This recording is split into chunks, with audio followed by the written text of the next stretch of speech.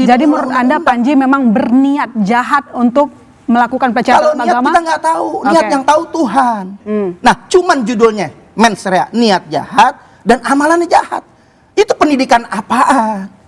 Itu pendidikan apaan? Aksi pornografi, aksi porno, aksi melakukan apa? Mempertunjukkan gerakan onahan. Itu pendidikan apaan? Ini kotor. Hari ini komika Panji Pragiwaksono memenuhi panggilan polisi untuk dimintai klarifikasi terkait komedi tunggal mens rea. Dua komika pembuka mens rea lebih dulu telah dimintai keterangan. Berikut pelaporannya. Panji juga dilaporkan soal dugaan penghinaan adat Toraja dan melawakan tunggalnya tahun 2013 silam. Barreskrim Polri telah menaikkan kasus ini ke tahap penyidikan. Yang jadi pertanyaan, berdasarkan KUHP dan KUHAP baru, apakah memenuhi syarat Panji dipidanakan karena lawakannya? Apa yang harus dilakukan polisi? Tetap memproses hukum, restoratif justice, atau menghentikan kasusnya? Saudara, inilah Bola Liar bersama saya, My Sister Tarigan. Kita bahas topik ini dengan sejumlah narasumber. Saya menyapa Edi Saputra Sibuan, Direktur Eksekutif Lembaga Kajian Strategis Kepolisian Indonesia. Selamat malam, Bang Edi. Petra Romadoni, Presiden Perkumpulan Praktisi Hukum dan Ahli Hukum Indonesia. Selamat malam, Mas. Novel Bang Mukmin, Wakil Ketua TPUA, pelapor kasus mens rea. Selamat malam. Ada Ben Danio, komika, saksi kasus mens rea. Halo, selamat malam, Ben. Ferry Amsari, dosen hukum tata negara dan HAM Universitas Andal. Selamat malam, Mas Ferry. Rangga Kusumo, juru bicara muda PKS. Selamat malam, Mas Rangga. Dan di floor ada Pak Suparji Ahmad, guru besar ilmu hukum Universitas Al-Azhar Indonesia. Kita update dulu informasi terbarunya. Komika Panji Pragiwaksono telah selesai menjalani klarifikasi terkait materi mens rea di Polda Metro Jaya. Panji diperiksa polisi selama 7 jam. Apa saja yang ditanyakan polisi pada Panji?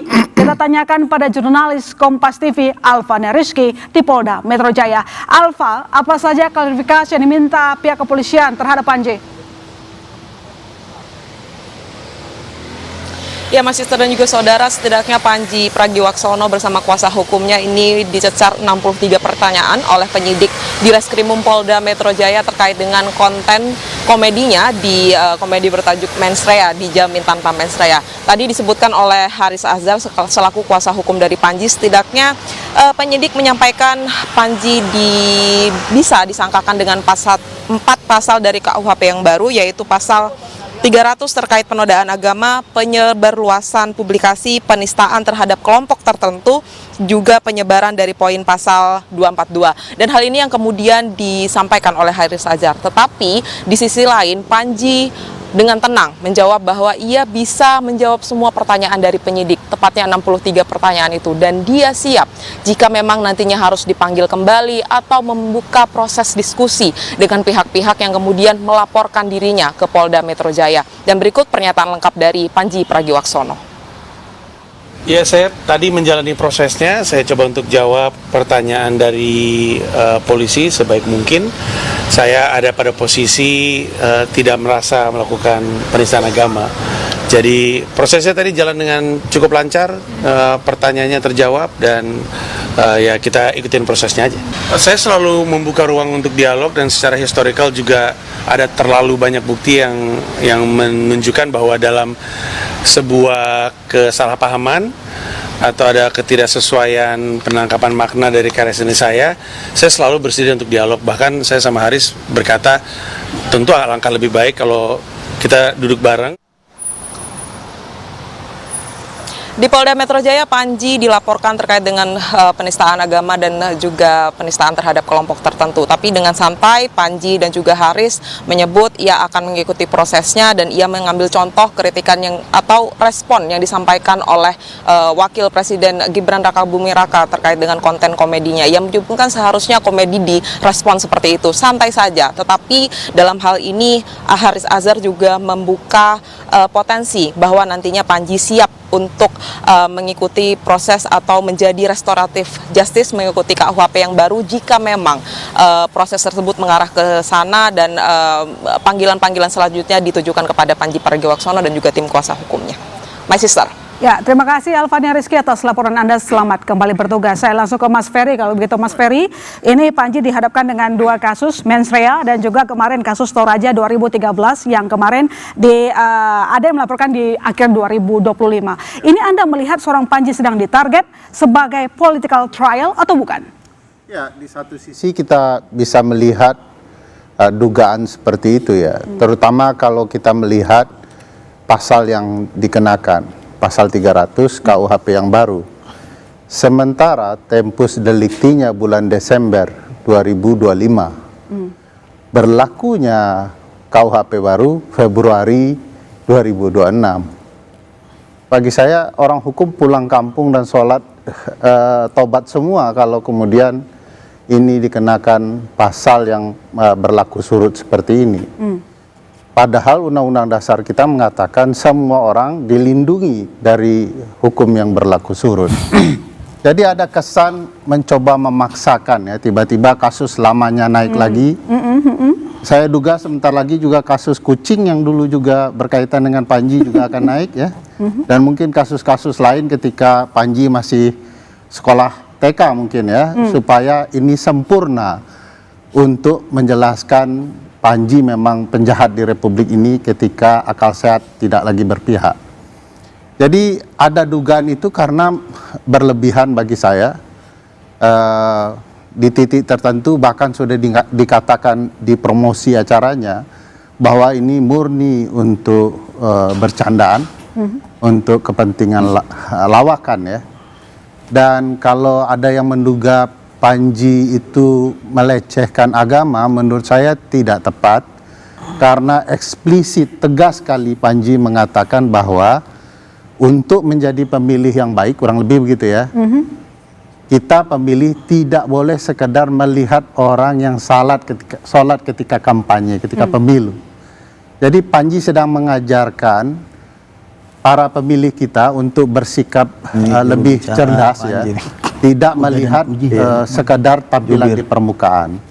Maka saya bilang dalam bahasa agama juga ada, bahkan Al-Quran mengatakan ya, celakalah orang yang sholat. Apa artinya orang yang sholat yang kemudian sengaja berbuat ria, ya di kampanye tiba-tiba jadi soleh betul dia ya. Dan itu yang ingin dikritik Panji, nggak tepat dalam pemilu kita. Harusnya kita memilih orang karena track recordnya, sejarahnya, cerita keberhasilannya di masa lalu. Nah ini bentuk pendidikan politik, baik sebenarnya bagi kita semua, baik bagi para pemilih. Kalau kemudian ada yang menafsirkan bahwa ini melecehkan agama, menurut saya agak kejauhan dalam terminologi pendidikan politik, apalagi bercandaan. Dan perlu diingat dalam konsep hukum hak asasi manusia ada 2 forum yang kemudian itu perlu menjadi pemahaman bersama. Namanya satu forum internum, forum internal. Orang secara sadar di dalam forum itu untuk membahas sesuatu yang kritis yang mungkin akan berbeda bagi orang lain. Nah, orang yang masuk ke sana dengan penuh kesadaran tuh bahwa ini adalah bahan ketawaan. Maka mereka semua tertawa, bahagia gitu ya. Seperti apa yang diharapkan oleh Pak Prabowo ya, bahwa warga Indonesia itu adalah warga yang bahagia. Ternyata nggak bisa bahagia ketika tertawa, bisa dipidanakan gitu. Nah bagi saya kalau ada orang secara sadar, termasuk di Netflix, ketika dia berlangganan, dia cari stand up komedian, keluar mens rea, dia tekan, dia sadar untuk masuk ke sebuah forum internum yang semuanya bersepakat bahwa ini bercandaan. Jadi bagi saya jangan sampai lawakan kemudian menjadi pidana. Cuma bercanda kemudian juga dianggap sebagai pendidikan politik, kenapa harus dilaporkan, Mas Novel? Jadi apa yang saya sampaikan tadi jelas, kita nggak anti kritik terhadap orang yang mengkritik. Karena memang dilindungi oleh undang-undang untuk menyampaikan pendapat, kebebasan ekspresi. Tapi ada norma-norma yang harus kita jaga. Bahwa Indonesia ini negara berketuhanan yang Maha Esa. Bahwa negara Indonesia ini yaitu harus menjaga persatuan Indonesia, harus menjaga Kebhinneka Tunggal Ikaan. Dan itu nggak bisa dilepaskan. Seharusnya ketika ingin tampil harus dipegang erat-erat. Ideologi Pancasila itu harus dibawa untuk menyamakan persepsi yang ada sebagai warga negara. Silahkan untuk mau nyampaikan apapun. Tapi kalau sudah masuk hal-hal yang sensitif, apalagi agama buat bercandaan, ini nggak ada tempat. Karena kita semua ini diikat dalam ketuhanan yang Maha Esa. Dan agama apapun punya kriteria untuk milih pemimpin. Nah, ketika milih pemimpin, itu dianggap salah satu daripada ajaran Islam milih pemimpin, dianggap yang aneh-aneh. Maka kalau kita mau komentar, harus kita jabarkan kata per kata satu demi satu. Nah, ini apa yang disampaikan oleh Bang Ferry Amsari, ini hanya sekelumit, sedikit dari jabaran-jabaran yang disampaikan oleh daripada Panji. Dan kalau kita melihat, ini beruntun, bertubi-tubi, sholat diserang, agama diserang. Ada apa sebenarnya ini? Judulnya berapa kali saja. dari catatan Anda Panji melakukan pelecehan terhadap agama? Kenapa? Berapa kali Anda melihat catatan bahwa Panji sedang melecehkan agama? Berapa kalinya jadi itu? kita satu persatu di sini ada yang kita ambil 5 baris, 5 rangkaian kata-kata. Bukan hanya yang disampaikan oleh Bang Ferry Amsari. Ini lebih dari Ahok. Ahok hanya sekalimat tentang Al-Maidah 51. Ini rentetan demi rentetan diserang, seakan-akan nggak puas dengan satu kalimat. Diperjelas lagi, dan itu sudah jelas. Ini memasuki ranah-ranah agama yang sangat sensitif. Begitu juga dengan apa yang dikatakan tadi masalah Toraja. Karena memang harus ada dijaga daripada perasaan rakyat Indonesia yang memegang erat daripada ketuhanan yang Maha Esa, yang memegang erat Pancasila, nggak bisa dipisahkan daripada keberagaman. Meskipun konteksnya tadi dikatakan oleh Mas Ferry sedang mengkritik begitu. Ada Mengkritik pendidikan silahkan, politik. saya bilang mengkritik bebas. Saya orang yang mengkritik, saya orang paling tegas kritik. Saya melakukan pengkritikan, saya masuk penjara. Dari kepemimpinan Jokowi dan PDIP 10 tahun, itu saya melakukan kritik. Tentunya kita mengkritik daripada karena kebebasan beragama juga dilindungi. Jadi menurut Anda Panji memang berniat jahat untuk melakukan pelecehan Kalau terhadap niat agama? kita nggak tahu, niat yang tahu Tuhan. Nah, cuman judulnya mens rea, niat jahat dan amalannya jahat. Itu pendidikan apaan? Itu pendidikan apaan? Aksi pornografi, aksi melakukan apa? Mempertunjukkan gerakan onani. Itu pendidikan apaan? Ini kotor. Silahkan, kita nggak pernah masalah. Mau kritik siapapun, kita juga dikritik siapapun. Apalagi ormas, diserang. Kita bagian kita mau dibully, nggak masalah. Tapi tolong, agama tolong dijunjung tinggi. Kalau untuk menyampaikan dakwah dengan rujukan-rujukan apa yang ada. Bukan hanya semaunya. Karena ulama juga merujuk daripada tafsir-tafsir maunya itu juga bisa sesat menyesatkan. Ini bukan sesat menyesatkan, ini kebejatan demi kebejatan, rangkaian kebejatan demi kebejatan. Jadi nggak perlu ditanggapi. Nah, ini kita melihat pujian demi pujian, puja dan puji demi Panji. Ini ada apa? Baik, silakan Tanah Mas akal Ferry. sehat Anda melihat harus diimbangi dengan iman. ada niat jahat seorang Panji nggak? Ya. Kalau dari Kop Baru itu kan memang orang itu dianggap melecehkan kalau ada niat baru dan niat jahat dan perbuatannya. Ya. Panji di dalam menuju stand up spesialnya menjelaskan dalam berbagai promosinya bahwa ini dilakukan tanpa niat jahat. Sekaligus niat dia untuk menjelaskan konsep mens rea di dalam pemidanaan. Jadi ada pendidikan. Makanya saya bilang bukan sekedar kritik, tapi pendidikan politik. Kedua, kalau soal pelecehan terhadap masyarakat itu dianggap sebagai pidana yang harus dilakukan secara serius, maka perlu juga dipidana yang namanya pemerintah. Karena misalnya di ibu kota negara itu seluruh tanah ulayat adat diambil oleh negara. Mereka disingkirkan. Sangat melecehkan adat.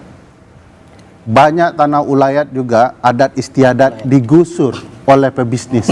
Pidanakan mereka.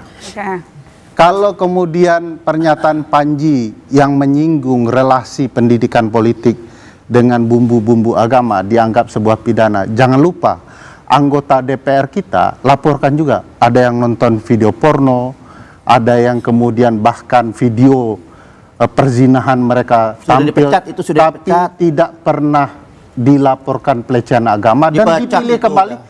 Terpilih Ada kembali. politikus Sampai hari KS. ini kalau bicara tempus delikti yang tidak sesuai, Tidak ada tuh yang melaporkan walaupun tempo waktunya berbeda seperti Panji. Di konsep hukum pidana saja Panji sudah selesai bahwa dia tidak berhak dikenakan KUHP baru. Jadi sudah seharusnya ini dihentikan saja menurut Anda? Hentikan saja. Dihentikan saja Mas Fitra, harusnya. lanjut. Menurut Mas Ferry. Ya, Mbak Tarigan, yang pertama saya ingin bahas terkait dengan mens rea. Ya, apakah memang Panji ini melakukan mens rea atau tidak? Dari segi pandangan subjektivitas saya, berbicara terkait dengan niat jahat, tentu kita berbicara terkait dengan motivasi. Motivasi itu dibentuk dalam apa? Sudah direncanakan. Kan begitu. Nah, pertanyaannya adalah apakah naskah yang dia bacakan tersebut itu sudah tertulis atau sudah direncanakan? Tentu kan sudah ada naskah-naskah teks-teks yang ia bacakan untuk itu.